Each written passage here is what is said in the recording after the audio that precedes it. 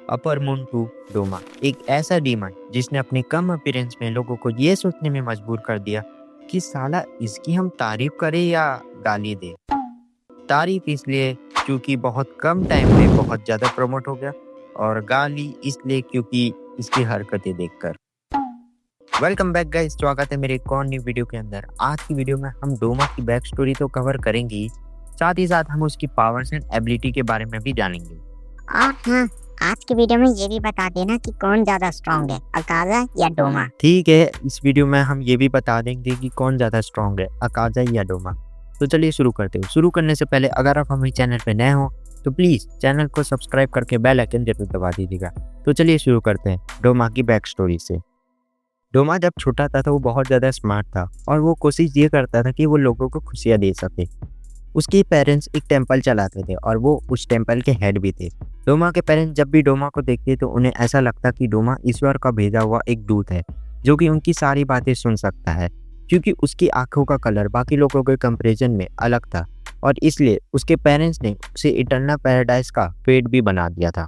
और जब लोग डोमा के पास आते तो वो अपना दुख दर्द पीड़ा उसके सामने शेयर करते, उसके सामने रोते तो डोमा भी रो देता। अब कौन सी बात है, बच्चा है, बच्चे के सामने रोगे तो वो तो रोएगा ही। एक दिन डोमा की मदर ने अपने पति को दूसरे लड़कियों के साथ अपनी हवस मिटाते पकड़ लिया, जिसके कारण डोमा की मदर ने अपने पति को चाकू से मार दिया और खुद को जहर पीकर मर गई। और ये सब डोमा के सामने हुआ, पर डोमा को इस चीज से कोई दिक्कत नहीं थी। उल्टा उसने अपनी मदर पे ये इल्जाम लगाया कि उनकी वजह से उसका पूरा रूम गंदा हो गया, और डोमा को ना ही इस चीज से बुरा लगा और ना ही अकेलापन महसूस हुआ। उसके बाद जब डोमा 20 का हुआ तो डोमा ने मुजान का ब्लड लेकर डीमन बन गया, लेकिन इतने सालों के बाद भी डोमा को कोई इमोशन फील नहीं हुआ। तो गाइस, ये थी डोमा की बैक स्टोरी। अब हम उसके पावर्स एंड एबिलिटी के बारे में बात करें उससे पहले हम उसकी पर्सनैलिटी के बारे में बात करते हैं। देखो, डोमा बचपन से स्मार्ट तो था पर इमोशन नहीं था, जिसके कारण उसे लोगों के इमोशन समझने में बहुत दिक्कत होता था या फिर वो समझ ही नहीं पाता था। लोग उसे ईश्वर का दूत मानते, पर उसके हिसाब से ईश्वर जैसा कोई चीज़ होता ही नहीं। लोगों का ये बहुत बड़ा वहम है। उसके बाद जब वो डीमन बना तो वो अपने लोगों को खाकर उन लोगों को मुक्ति देता और उनके कंकालों को दीवार पर सजा देता। और बनाओ, कल का मेंबर तुम डोमा को ईश्वर का दूत मानते थे ना, वो तुम्हें ईश्वर के पास ही भेज रहा है। और बना। चलो फिर डोमा की पावर्स एंड एबिलिटी के बारे में बात करते हैं। डोमा 12 फिजिक में सेकेंड स्ट्रॉन्गेस्ट डीमन है, यानी कि अकाजा से ज़्यादा स्ट्रॉन्ग है। डोमा परफेक्ट एग्जाम्पल है प्योर ड्यूमैनिक बीइंग का, क्योंकि वो लोगों के इमोशन को फील नहीं कर सकता था। उसका ब्लड डीमन आर्ट एकदम बढ़िया है, साथ ही साथ उसका overall strength, speed and reflexes भी कमाल का है। 3 इंटेलिजेंट। डोमा बचपन से स्मार्ट तो था, बट वो एक ग्रेट मैनिपुलेटर भी था। उसने अपने लोगों को ये यकीन दिलाया कि वो उनके लिए सब कुछ करेगा, वो उन सबको मुक्ति देगा। इवन इन्फिनिटी कैसल के दौरान जब डोमा की लड़ाई कनाओ के साथ हुई तो उसने उसकी स्पीड एंड रिफ्लेक्सेस की बहुत तारीफ की थी। इवन इनोसुके की सेंस ऑफ टच ने डोमा को हैरानी कर दिया था। चलो एक मस्त चीज़ बताता हूँ। देखो, जब बाकी अपर मून ह्यूमन से डीमन बनते हैं तो उनको अपने पास के बारे में कुछ याद नहीं रहता, बट डोमा के केस में बहुत ज़्यादा अलग है। डोमा को कुछ भी चीज़ याद करना रहता है, उंगली को सिर के अंदर घुसा के याद करता है। Doma is built different. Biological observation. Infinity castle में हमने देखा था कि डोमा ने शिनोबु को अपने बॉडी के अंदर तुरंत ऑब्जर्व कर दिया था। बेसिकली ये चीज़ डोमा तभी यूज़ करता है जब दूसरा बैटल चालू होने वाला होता है। Flash manipulation. बाकी अपर मून की तरह डोमा भी अपने फ्लैश से वेपन निकालता है, यानी कि तुमने देखा होगा जितने भी अपर मून हैं वो अपने वेपन कहीं से भी निकालते हैं और कहीं से भी रिस्पॉन्ड हो जाते हैं। Immense regeneration. बाकी अपर मून की तरह डोमा के पास भी इंस्टेंट रीजनरेशन है।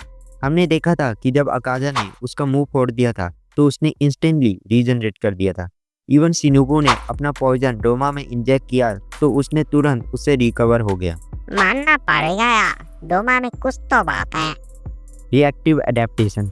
शिनोबु ने जब अपना पॉइजन डोमा के अंदर डाला तो डोमा ने अपनी बॉडी को उसके पॉइजन से तुरंत रजिस्ट कर लिया। इससे पता चलता है कि डोमा हर चीज़ को अडेप्ट जल्दी कर लेता है। Immense durability. बाकी अपर मून की तरह डोमा की बॉडी बहुत ज़्यादा ड्यूरेबल है। इससे यह अंदाज़ा लगा सकते हो कि मीचुरो ने ह्यूगो का सर टुकड़ों में काट दिया था, जबकि उसकी बॉडी बहुत ज़्यादा सख्त थी। उसके कंपैरिजन में डोमा का सिर उससे ज़्यादा सख्त था। इवन डोमा ने जब शिनुगु को ऑब्जर्व किया था, जिसके अंदर नॉर्मल पॉइजन के मुकाबले 700 टाइम अमाउंट पॉइजन था, जो कि सभी को मिक्स करके बना था, उसकी बॉडी एक समय के लिए रीजनरेट भी नहीं हो पा रही थी। तब भी कनाओ को उसका सिर काटने में बहुत ज़्यादा दिक्कत हो रहा था। तुम इससे समझ सकते हो कि डोमा का बॉडी कितना ज़्यादा ड्यूरेबल था। Immense speed and reflexes. चलो एक एग्जांपल बताता हूँ। तुम्हें ग्योतारो और तेंजिन की फाइट तो याद है ना? हाँ यार, क्या फाइट थी यार, मजा आ गया उस फाइट को देख के। पर उसका क्या? अच्छा चलो छोड़ो, तुम्हें इन्फिनिटी कैसल में अकादा वर्सेस मार्क ग्यू की फाइट तो याद होगी। अरे वो फाइट तो और मजेदार थी। उसमें जो स्पीड एंड रिफ्लेक्सेस दिखाई थी ना दोनों ने, ओहो मजा आ गया था। पर उसका क्या? उसके कंपैरिजन में डोमा की स्पीड एंड रिफ्लेक्सेस कुछ भी नहीं है। उसने इंस्टेंटली शिनुबु को बीच से काट दिया जैसे कि वो कुछ भी ना हो। जब उसकी लड़ाई कनाओ के साथ हुई तो उसने कनाओ की कटाना तुरंत ले लिया और कनाओ को उस समय पता भी नहीं चला कि उसकी कटाना कहाँ गई। और जब बैटल ग्राउंड में इनोसुके आया तो उसने इनोसुके के बोरमास को भी तुरंत ले लिया और इनोसुके को उस समय पता भी नहीं चला। इससे अंदाज़ा लगा सकते हो कि डोमा की स्पीड कितनी ज़्यादा तेज है। एंड रिफ्लेक्सेस की बात करें तो जब कनाओ ने अपने क्रिम्सन हगोरोमा और इनोसुके के एक्सटेंडी बेंडी स्लैश अटैक किए तो उसने उससे इंस्टेंटली बच गया। इससे पता चलता है कि डोमा की स्पीड एंड रिफ्लेक्सेस दोनों ज़्यादा तेज हैं। Unlimited stamina endurance. बाकी डीमन की तरह डोमा के पास भी स्टेमिना एंड्योरेंस भर भर के पड़ा है। इवन जब वो पॉइजन से इन्फेक्टेड भी था तो वो लड़ पा रहा था। वही उसकी जगह कोई और डीमन होता तो वो वहीं मर जाता। Extra सेंसिनरी perception. अकादा की तरह डोमा के पास भी एक्स्ट्रा सेंसिनरी परसेप्शन है। इवन जब अकादा की डेथ हुई तो मुजान के बाद कोकोसुबो और डोमा को तुरंत पता चल गया था कि अकादा अब मर चुका है।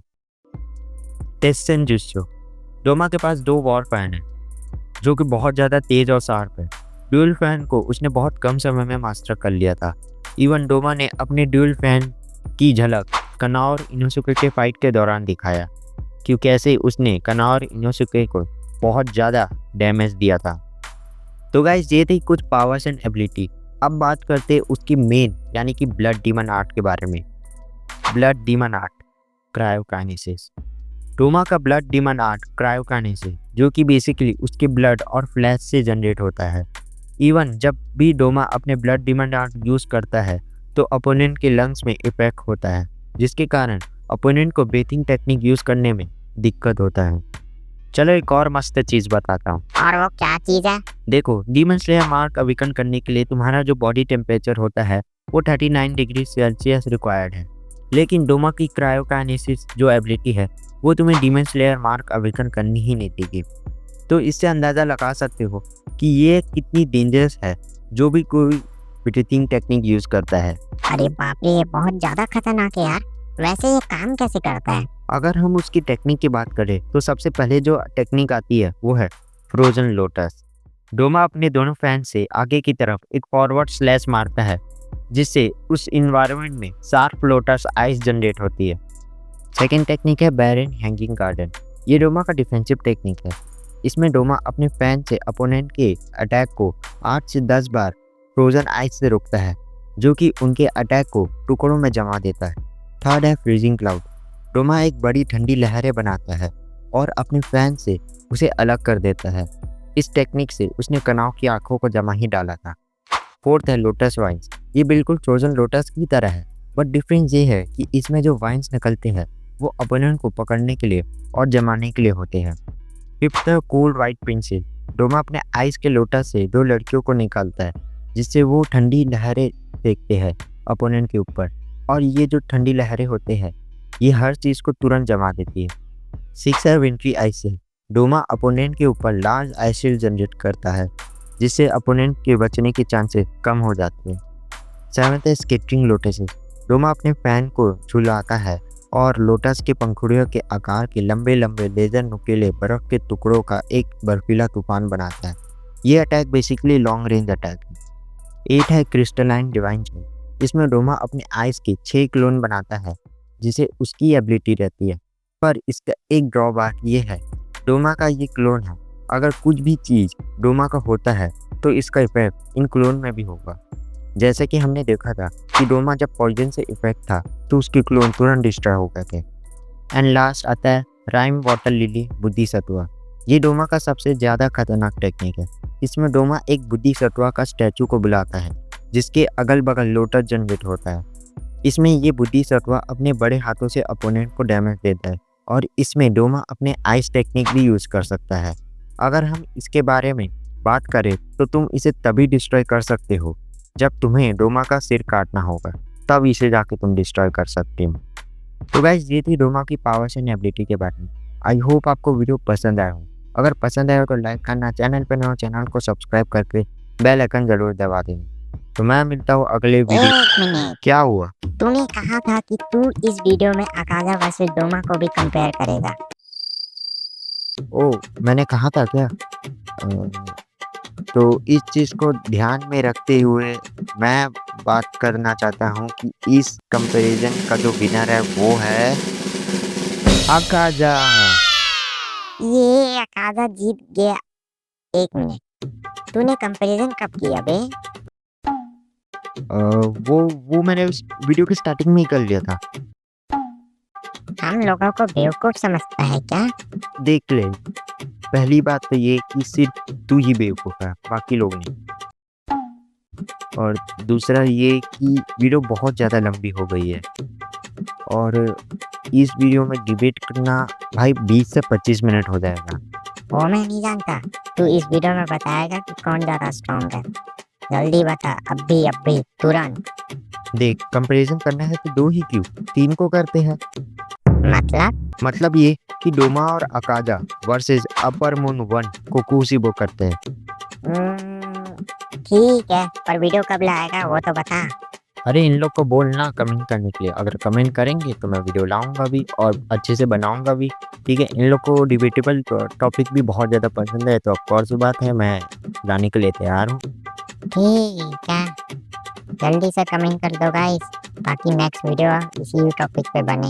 मैं नहीं चाहता कि दूसरे टॉपिक पर वीडियो बने। तो गाइस, अगर आप चाहते हो कि कोकुशिबो वर्सेस डोमा एंड अकाजा की बैटल हो या उसकी कंपैरिजन करें तो यार हमें कमेंट करके ज़रूर बता देना, मैं इसके ऊपर एक वीडियो ज़रूर बनाऊंगा। तो गाइस, यही थी वीडियो। आई होप तुम लोग को पसंद आया हो। अगर पसंद आया तो प्लीज़ लाइक करना, चैनल पर नए हो चैनल को सब्सक्राइब करके बेल आइकन जरूर दबा दीजिएगा। तो चलिए, मैं मिलता हूँ अगली वीडियो में, तब तक के लिए सी यू लेटर।